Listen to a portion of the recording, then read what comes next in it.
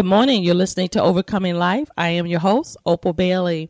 Today is the day that the Lord has made, and we will rejoice and be glad in it. And you may be thinking, how can we rejoice in such a situation where we're hearing so many things going on in our world today, so many ups and downs, so many hate crimes and different things that is coming to basically to cause us not to even receive joy or even walk in it or even live in it.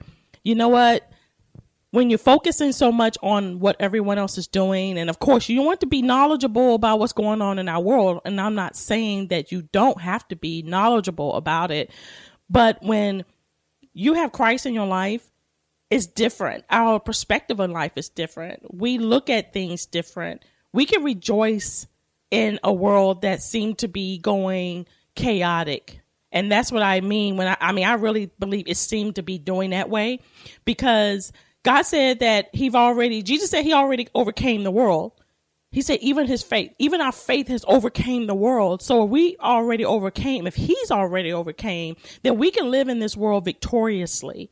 We can walk in this world with joy. In spite of what's going on, in spite of what's happening, we can rejoice. It doesn't mean that you go every day smiling and fake it till you make it. I'm not talking about that kind of rejoicing, but knowing that God is still in control. And some may say, how is he in control with all this chaos going on? But you know what? He's not unaware of what's going on. He's not sitting there and say, oh, I'm turning my eye against this and I'm not going to pay attention to it. He's just giving us time so that we can come to know him more and so that we could be who he called us to be. Be encouraged today to rejoice in the midst of your situation, no matter what is going on in your life, no matter how you feel. You may not even feel like rejoicing, but think of something that God has done in your life. If nothing else, think of the time that he delivered you, or maybe he healed you, or maybe you prayed and asked him for something and he answered you. And if you still can't think of anything, think about you being alive today, that you woke up this morning. His breath is still in your body. And some believe that, hey, I woke up on my own. I'm doing everything on my own. God is not in it. And that's your prerogative. But the truth is that his breath is in your body, because if you take his breath from you, you won't be moving. So just rejoice in the fact that you know that we have a God that sits on the throne and that Jesus gave everything to us that we can live a fulfilled, complete, and joyful life. He paid the price for us to do that.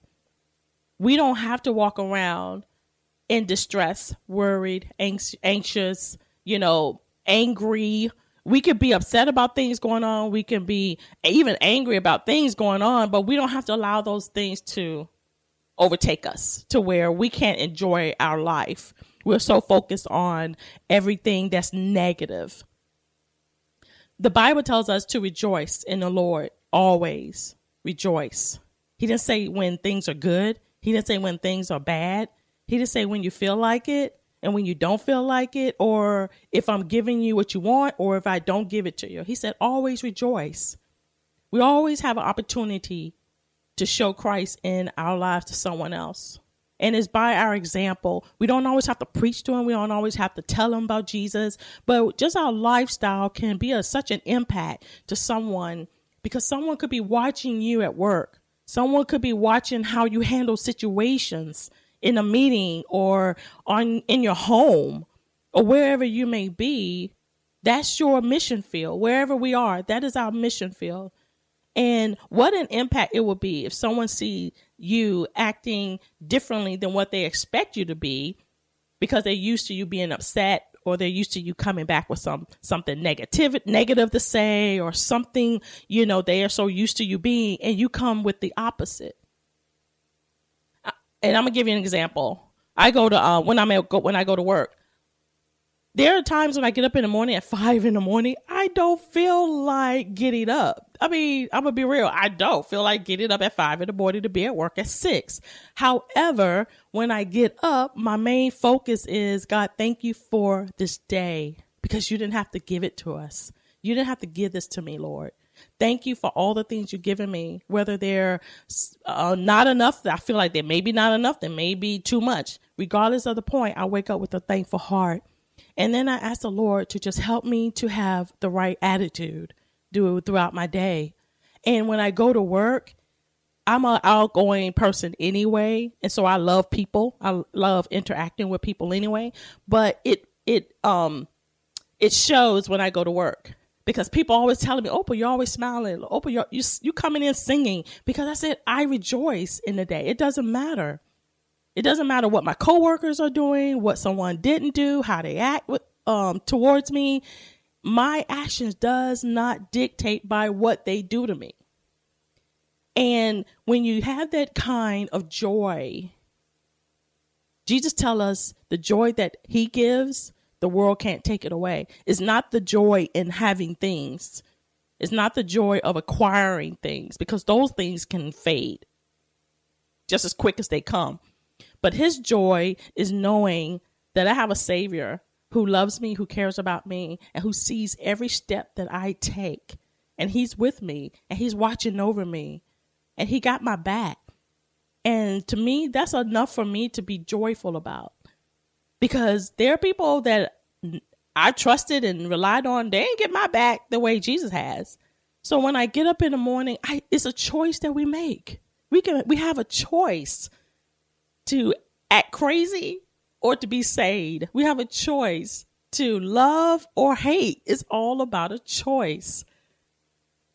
So go throughout this week. Make a point this morning. If you got up and you're feeling humdrum and you just don't feel like facing the meetings you have to attend to, or the kids or whatever, take the time and just say, God, help me today to be who you called me to be. It's just that simple. We don't have to spend 2 or 3, 4 hours in the presence of God for him to move in our lives. Look to what matters.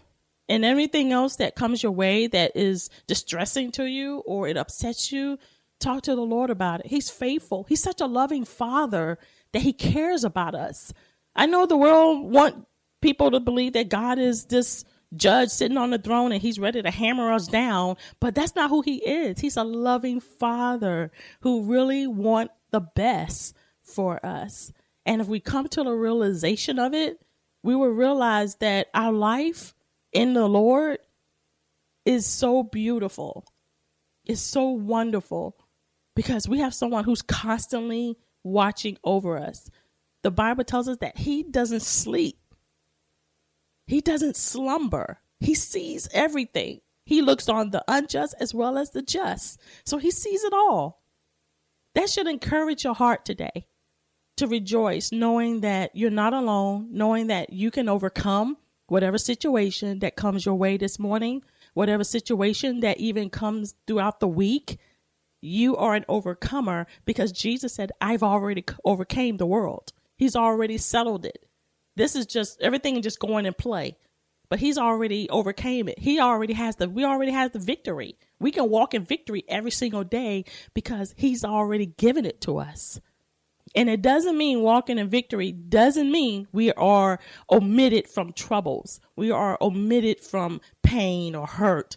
It just means that I don't have to walk through what I'm going through and dealing with what I'm dealing with on my own. I have someone that I can talk to, and he'll give me the peace that I need, even in the midst of all the chaos that I see or I'm experiencing or even that's going around me.